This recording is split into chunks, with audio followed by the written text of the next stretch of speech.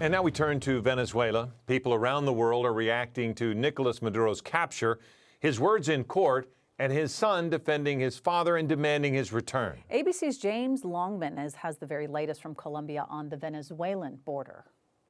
This border has been getting busier and busier every day, a sign perhaps that Venezuelans are just getting used to the uncertainty, but also that there's not much really changed inside the country. Yesterday we saw a huge display of continuity by the regime. Nicolas Maduro Guerra, his son, gave a speech to the National Assembly. He echoed the words of his father's attorney in that US courtroom when he said that his father had been kidnapped and that if that was normalized, then no country in the world would be safe. He was surrounded by all the lieutenants of the Maduro regime, people who kept him in power for so long, people sanctioned by the United States, but people who the White House says they will now work with, including Delcy Rodriguez, the interim president. She was sworn in yesterday.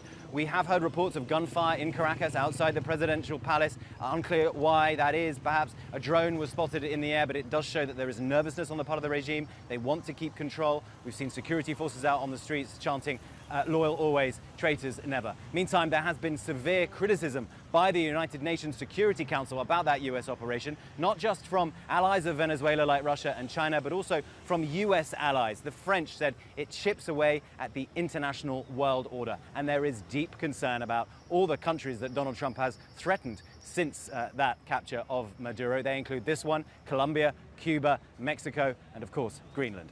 James Longman, ABC News on the Venezuelan border. Construction is set to impact overnight traffic at LAX this week, as if it isn't bad enough already.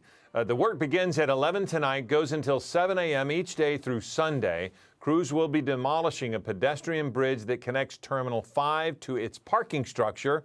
They'll close some lanes in both the lower arrivals and upper departure levels. Some shuttle stops will also shut down.